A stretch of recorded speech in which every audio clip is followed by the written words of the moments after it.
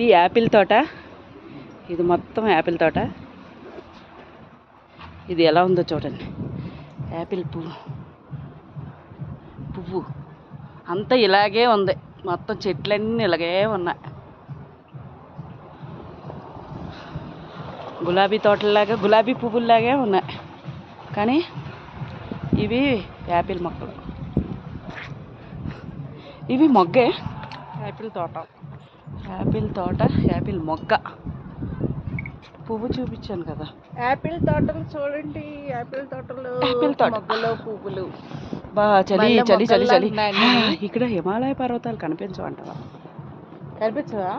అది అక్కడ కనిపించాయి, ఇక్కడ లేదు. మళ్ళీ ముందుకెళ్తాం కదా మనం, చూడాలా.